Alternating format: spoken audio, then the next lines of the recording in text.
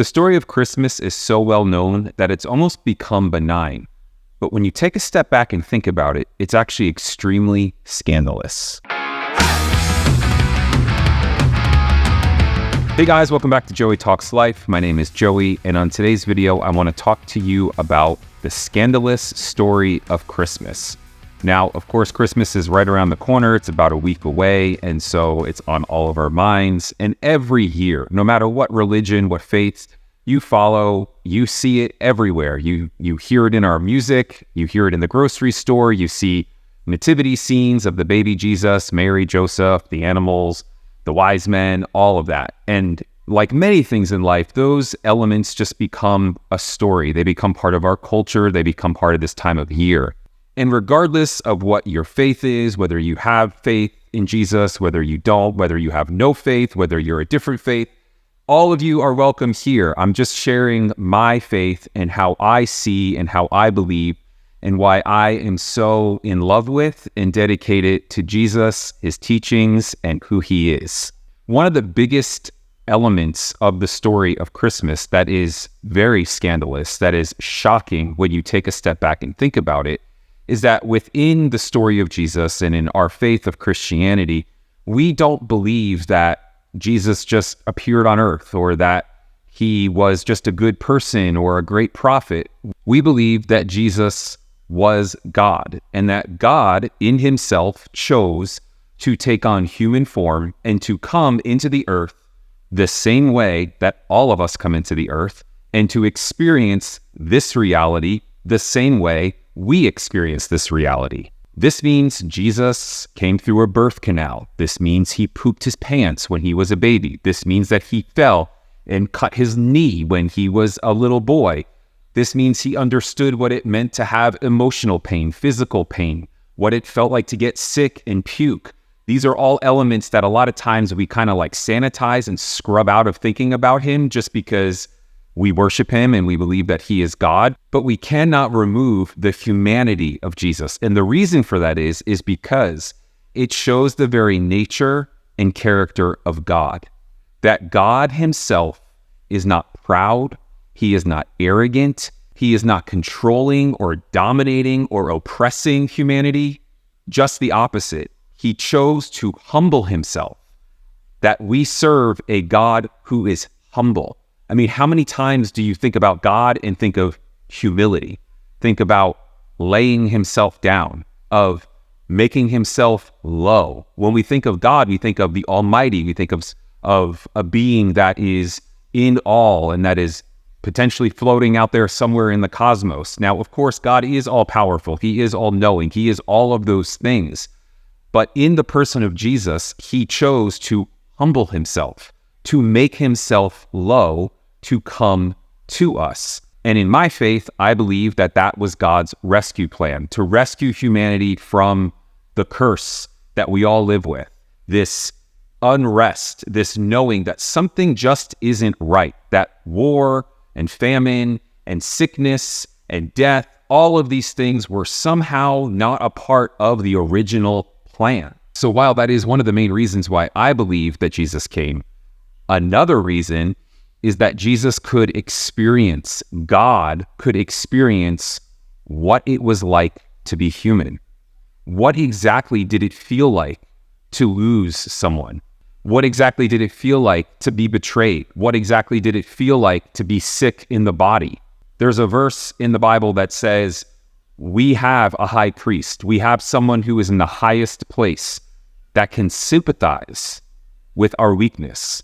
He's not aloof. He's not unrelatable. He doesn't get it or doesn't understand. He absolutely gets it. I mean, you look at Jesus at the end of his life, before he went to the cross, he was in a garden and he was praying to the Father and he was begging God, the Father, if there's any other way, take this from me. I don't want to die on the cross.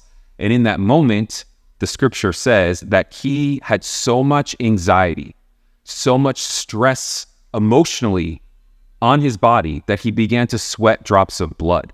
So in my own heart, when I think, oh, God doesn't get what I feel like when I'm having anxiety or a panic attack, not only does he get it, he gets it on a completely different level than I've ever experienced. And I've had some pretty significant panic attacks, but never to the level where I was sweating drops of blood.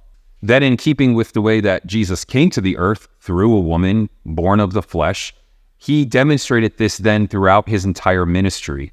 He washed the feet of his disciples, and in that culture, that was a symbol of humility. I mean, even in ours, it would be if you came to my house and I took off your shoes and your socks, or back then they wore sandals, so their feet were filthy, and I washed your feet for you. I mean, I would definitely be humbling myself.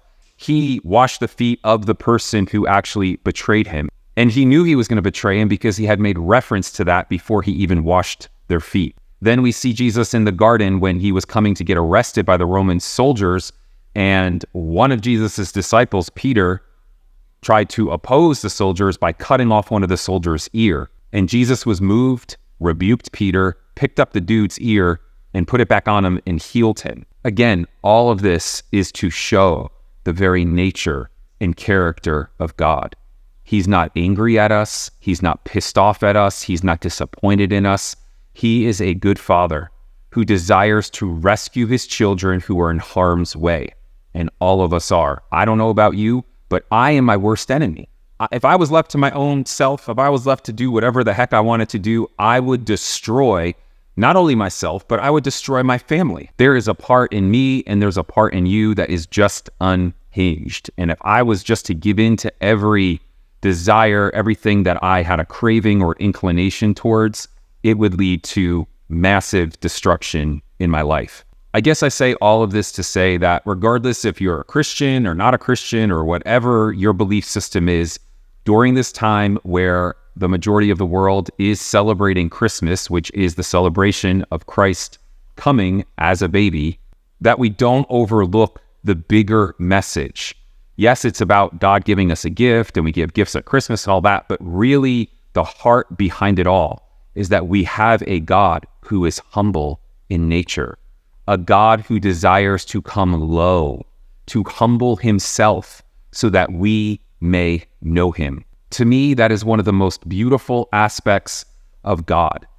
That is why I love Jesus. I love the spirit of Jesus. I love the nature of Jesus. I love the confrontation of Jesus. Jesus came clothed in humility. He was born as a human to experience what we experience. Not only that, but there was no place for him to be born. He was born in a stable. He was put in a manger, and a manger is a feeding trough.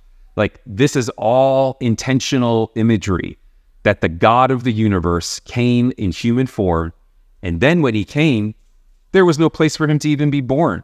So when he was born, he was put in a feeding trough. It all screams humility. I serve a God of humility, and it is my desire and my aim to follow in his footsteps. And of course, I have moments of pride. Of course, I struggle with moments of arrogance and thinking that I have it all figured out. Who doesn't? But at my center, my aim is to be like him, to lay myself down, to give to the needy, to the poor, to think of others better than myself.